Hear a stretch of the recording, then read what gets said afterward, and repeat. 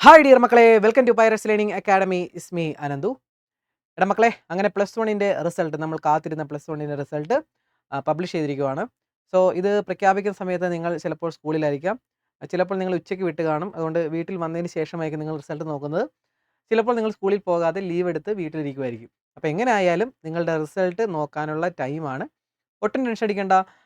ഞാൻ അതിൻ്റെ ഏതൊക്കെ ലിങ്കിലാണ് നിങ്ങൾക്ക് കയറി റിസൾട്ട് നോക്കാമെന്നുള്ളത് ഞാൻ താഴത്ത് നമ്മുടെ ഫസ്റ്റ് കമൻറ്റായിട്ട് പിൻ ചെയ്തിട്ടുണ്ട്.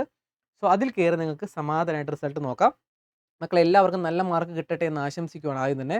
ഇനി മാർക്ക് കുറഞ്ഞാൽ നിങ്ങൾക്ക് ഇമ്പ്രൂവ്മെൻറ്റിനുള്ള അവസരമുണ്ട്. സോ അത് നെക്സ്റ്റ് ഇയർ ആണ്. അതിനുവേണ്ടി നിങ്ങൾ ഈ വർഷം തന്നെ പഠിച്ചു തുടങ്ങണമെന്ന് വീണ്ടും ഞാൻ പറയുവാണ്. ഓക്കെ, അപ്പോൾ ടെൻഷൻ അടിക്കേണ്ട. എല്ലാവർക്കും നല്ല മാർക്ക് കിട്ടട്ടെ മക്കളെ.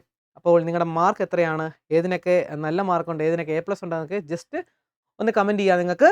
ഓക്കെ, അപ്പോൾ മാർക്ക് കുറഞ്ഞ സബ്ജക്റ്റുകൾക്ക് ഇമ്പ്രൂവ്മെൻ്റ് ഉണ്ടെന്ന് ഞാൻ വീണ്ടും പറയുന്നു മക്കളെ. അത് പഠിക്കാനായിട്ട് നിങ്ങൾ ഏതെങ്കിലും ഒരു വീക്കെൻഡ് സെറ്റ് ചെയ്യുക. എന്നിട്ട് പഠിച്ച് ഇപ്പോഴേ അങ്ങ് സെറ്റാക്കുക കേട്ടോ.